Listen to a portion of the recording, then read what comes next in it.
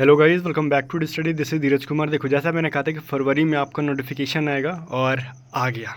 Coast guard नाविक का आ गया। अभी सरकारी रिजल्ट के ऊपर आ गया है, बाकी ऑफिशियल साइट पे नहीं आया। बट गाइस, ये नोटिफिकेशन 100% जेन्युइन है और इसका मुझे पहले से अनुमान था। अब मैं ये नहीं कहूँगा कि पता था, जिसके वजह से मैंने तीसरी वीडियो नहीं बनाई थी। आप यूट्यूब पे भी कभी देखना, मैं 3 से ज़्यादा वीडियोज़ नहीं बनाता हूँ। डेली 3 वीडियो मैक्सिमम बनाता हूँ, क्योंकि चौथे वीडियो की ना नोटिफिकेशन जाती ही नहीं है। अगर चौथा वीडियो बनाना भी पड़ा तो मैं उसको प्रीमियर करके डालता हूँ।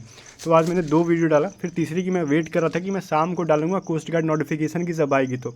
अब ये मत कहना कि आपको कैसे पता थी। तो मैं पहले से कह रहा था ना कि फर्स्ट वीक तक का वेट करो जनाब। फर्स्ट वीक का खाली नोटिफिकेशन दिख जाएगा आपको।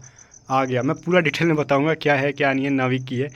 और अच्छी बात है, इसने वो बैचेज स्किप नहीं किए। इसने 02/2024 बैच दिया। एयरफोर्स की तरह एक बैच ख़त्म नहीं किया इसने। सीट क्या है, डेट ऑफ बर्थ क्या रहेगा, सब कुछ मैं बता दूंगा।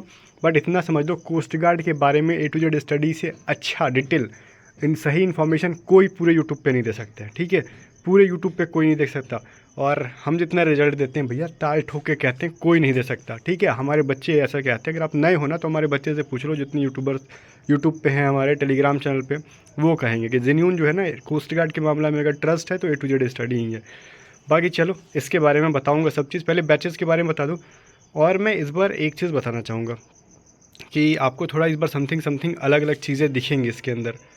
कि इस बार जीडी की और जीडी की ही आई है, डीबी और यांत्रिक इसके अंदर नहीं दिख रही है। ठीक है, तो ये थोड़ा सा सोचने वाली बात है। और ये CGEPT ही है, और बैचेस भी देख लो 02/2024 ही है। सब कुछ सेम है, ये मत कहना कि डीबी की अलग से आएगी। बैचेस देख लो आप यहाँ पे जो वैकेंसीज़ वगैरह है, तो मैं आपको बता दूंगा कितनी वैकेंसीज़ है। इस बार जोन वगैरह इन्होंने दे रखा है, तो हर बार से थोड़ा डिफरेंट दे रखा है।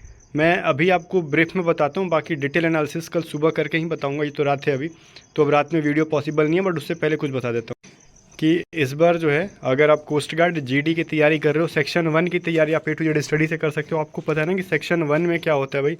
ऑलमोस्ट 60 नंबर के क्वेश्चन आते हैं, जिसकी तैयारी मैं कराता हूँ। और ये सेक्शन 1 में पास होना कितना इंपॉर्टेंट है आप समझ गए होगे पिछली बैच से।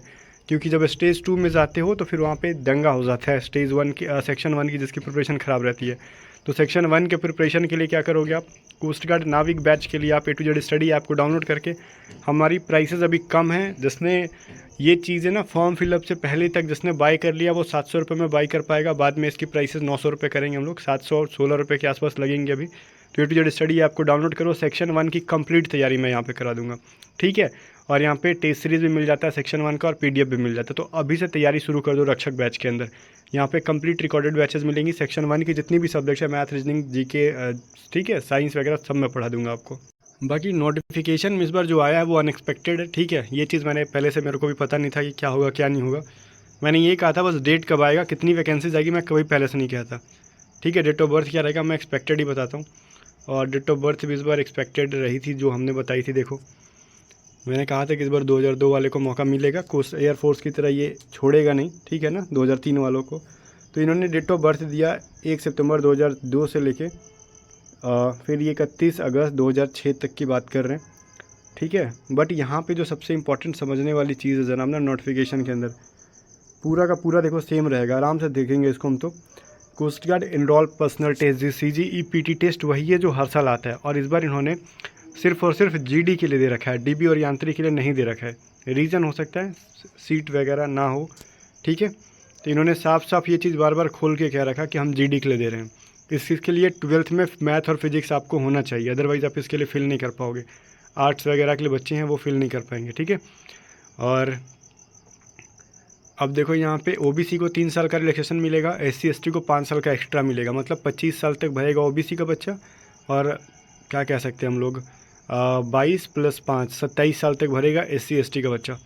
सीट देख लो, जोन वाइज इन्होंने इस बार दे रखा है, जो पहले देते थे जिस तरीके से उस तरीके से।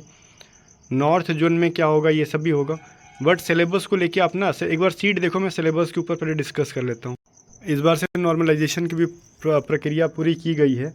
ठीक है ना, सिलेबस में देखो वही है सेक्शन 1 और सेक्शन 2 जो मैं बोल रहा था। सेक्शन 2 में आपका जो आएगा, सीट के बारे में बात कर लेंगे। सेक्शन 1 के ऊपर जो वही 60 नंबर का पेपर होगा। ठीक है ना, 45 मिनट में 60 पेपर, और वही सारे जो हैं क्वेश्चंस रहेंगे। और फिर सेक्शन 2 के जो है 25 मैथ और 25 फिजिक्स के क्वेश्चंस रहने वाले हैं आपको। ओके, और नॉर्मलाइजेशन भी इस बार रहेगा एयरफोर्स की तरह ही। इसके अंदर नॉर्मलाइजेशन इस बार इन्होंने इंट्रोड्यूस कर रखा है। और सेक्शन 2 के अंदर देखो एडेप्टिविटी टेस्ट वगैरह रहेंगे जिस तरीके से हर बार रहे, और फिजिकल में कोई चेंजेस नहीं आई हैं। अब सीट तो देखो इस बार ठीक है, सीट अच्छी खासी दे रखी गई है। और जोन में भी देखो स्टेट वाइज यहाँ पे डाला गया है कि किस जोन से कौन सा बच्चा कितना भरेगा। जैसे नॉर्थ जोन में कौन कौन आएंगे, जम्मू कश्मीर, दिल्ली, हरियाणा, पंजाब, राजस्थान, उत्तर प्रदेश और उत्तराखंड, चंडीगढ़ वाले आएंगे। ठीक है, उसके बाद अगर वेस्ट जोन में बात कर लें, ठीक है, सॉरी चंडीगढ़ तो नहीं कह सकते हम लोग, छत्तीसगढ़ था ये, सॉरी चंडीगढ़ ही था। वेस्ट में आ जाएगा छत्तीसगढ़ वाला, महाराष्ट्र, केरला, मध्य प्रदेश, कर्नाटक, गोवा, दादर एंड नगर हवेली। ठीक है, और दादर नगर हवेली, और यहाँ पे दमन दीव, लक्षद्वीप है ये सभी। और वहीं पे नॉर्थ ईस्ट में आ जाएगा आपका बिहार, वेस्ट बंगाल, झारखंड, असम, त्रिपुरा, मेघालय, मणिपुर, नागालैंड, अरुणाचल प्रदेश, मिजोरम, सिक्किम, उड़ीसा। तो बिहार वाले जो आ जाएंगे इस बार नॉर्थ ईस्ट के अंदर आ जा रहे हैं। ईस्ट के अंदर आएगा आपका आंध्र प्रदेश, तमिलनाडु, पुदुचेरी। नॉर्थ वेस्ट के अंदर आ जाएगा गुजरात, अंडमान और निकोबार द्वीप सब जो है ना आपका, ये तो वही आइसलैंड का हो गया। तो इन्होंने यहाँ पे पूरा सीट दे रखा है। अब अपना किस स्टेट के अंदर आता है और जोन वाइज देख लो, तो कट ऑफ ऑब्वियस ही चीज़ है, जोन वाइज ही कट ऑफ जाएगी इस बार। और ऐसा कुछ कुछ जोन है जहाँ पे SC ST की सीटें ऑलमोस्ट ना के बराबर है। ठीक है, तो थोड़ा सा इस बार चलो, इस बार all over India cut off नहीं जाएगा, इस बार कट ऑफ वेरी करेगा, तो इस बार की कट ऑफ प्रिडिक्शन कर पाना भी थोड़ा मुश्किल होगा। ठीक है ना, मैं एक एक चीज़ को डिटेल में जा रहा हूँ। बाकी यही चेंजेस है, बाकी की इस बार DB की भर्ती नहीं है इसके अंदर, यांत्रिक की भर्ती नहीं है इस बार, सिर्फ और सिर्फ नाविक GD की आई है। तो हम ये नहीं कह सकते कि ज़िंदगी भर इसी की आएगी, आगे चल के GD की क्या कह सकते हैं, DB की आ सकती है और यांत्रिक की आ सकती है, बिकॉज उस पोस्ट को ख़त्म नहीं किया गया है। पहले बहुत पहले GD की आती थी इसी तरीके से, और इस बार इन्होंने फिर से GD का ही दे रखा है। ठीक है, तो ये अभी सरकारी रिजल्ट के ऊपर, वेबसाइट के ऊपर ये नोटिफिकेशन आ रखी है। अगर मैं कुछ एक्स्ट्रा बता दूं आपको कि कौन कौन से फॉर्म फिलअप कर पाएंगे, एक बार फिर से देखो, जो बच्चा 12th में साइंस से है और साइंस में भी आपका मैथ एंड फिजिक्स होना चाहिए, कितना परसेंट है उससे कोई मतलब नहीं है। ठीक है, परसेंट से कोई मतलब नहीं है, हर कोई इसको फॉर्म फिलअप कर पाएगा। और OBC का जो है वो 3 साल रिलैक्सेशन मिलता है, ये चीज़ मैंने मेंशन कर दिया, 22 साल प्लस 3 साल। और SC ST को 22 साल प्लस 5 साल मैक्सिमम एज के लिए मैं बोल रहा हूँ, इतने वाले फिल कर पाएंगे। ओके ना, और इसके अंदर कोई अपडेट मेरे को बढ़िया से भी देखूंगा, नोटिफिकेशन मैंने बहुत अच्छे से पढ़ा नहीं है। अब एक चीज़ है नेगेटिव मार्किंग के बारे में मैं आपको बता दूं, ठीक है, क्या इस बार नेगेटिव मार्किंग इंट्रोड्यूस हुआ है कि नहीं। तो यहाँ पे इन्होंने फिर से लिख रखा है कि नो नेगेटिव मार्किंग, कोई भी नेगेटिव मार्किंग नहीं है। बट 12th अगर हर कोई देखो GD से फिल करेगा तो उसको ऑब्वियस ही चीज़ें साइंस स्ट्रीम होने चाहिए आपके 12th में, और साथ में आपको 12th का ना मैथ और फिजिक्स आना चाहिए। तो यहाँ पर अब एक ही उपाय है, मैथ फिजिक्स का आपको जस्ट क्वालिफाइंग नंबर बस पास करना है। तो मैं बताता हूँ मैथ फिजिक्स के अंदर आपको कितना स्कोर करना है। अगर आप UR हो, OBC हो तो 50 में से, EWS हो तो 20 नंबर तक लाना होगा। अगर आप SC ST के बच्चे हो तो आपको 50 में से 17 नंबर लाना होगा। बस इतना स्कोर कर लेना, मैं आपका सिलेक्शन करवा दूंगा।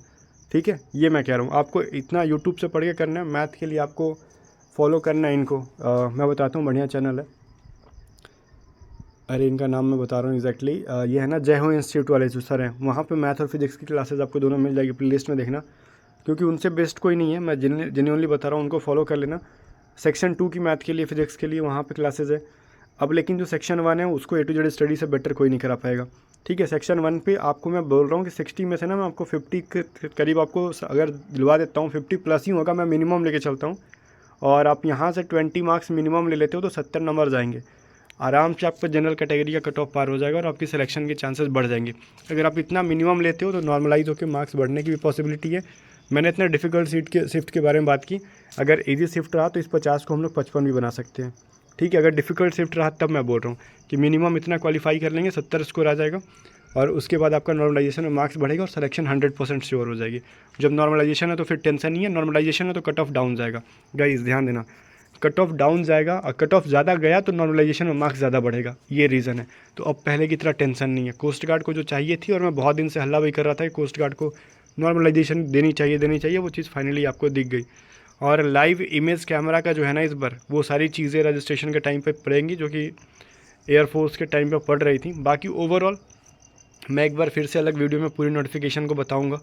ठीक है, कल सुबह इसी से स्टार्ट करेंगे। बट जाने से पहले बता दूं कि आपको ये बैचेस लेते हो तो इसमें मैं सेक्शन 1 की कंप्लीट रिकॉर्डेड क्लासेस दे रहा हूँ। और सेक्शन 1 क्यों इंपॉर्टेंट है आप सबको मैंने बता दिया, क्योंकि स्कोरेबल जो सेक्शन है वो सेक्शन 1 ही है। सेक्शन 2 के तो आप 50 नंबर में आप सोचोगे कि हम 30 नंबर ले लें, 40 नंबर ले लें, बहुत रेयर हो जाना है भैया, बहुत रेयर हो जाना है। तो जहाँ पे स्कोरेबल सेक्शन है वो सेक्शन 1 है, और मैं बोलता हूँ हमारे बच्चे जो मिनिमम है वो 50 तक स्कोर कर जाते हैं। अगर आप ये सोचते हो कि मैं SC हूँ, मैं ST हूँ, मैं OBC हूँ, मैं EWS हूँ, मेरी कट ऑफ क्या जाती है, तब आपका सिलेक्शन नहीं होना। आपको तैयारी करनी है मैक्सिमम से मैक्सिमम स्कोर का, ठीक है। जोन वाइज है इस बार सीट, अपने पहले की तरह कट ऑफ नहीं जाएगी, अपने अपने जोन में फ़ाइट हो गई है। तो अब डिपेंड करता है कि आप कितना तैयारी करते हो, और जो जो बच्चा जैसे स्टेट से वो अपने जोन के ही फिल कर पाएगा, उसको ऑप्शन ऑटोमेटिकली खुल जाएगा। जब आप सिलेक्ट करोगे ना कि हाँ बिहार के हैं, यूपी के हैं, तो आप अपने जोन में ही फॉर्म फिलअप कर पाओगे। सो बी प्रिपेयर्ड, और अपने सीट के अकॉर्डिंग देख सकते हो, मैंने दे दिया एक बार, नोटिफिकेशन को मैं टेलीग्राम चैनल पर डाल दूंगा। तैयारी करो, और इस बार मैं गारंटी देता हूँ कि 260 सीट है ना, तो इसमें से ऑलमोस्ट जो जाएंगी हमारे बच्चों की होंगी। और सेक्शन 1 के अंदर मैं बोल रहा हूँ जान लगवा दूंगा।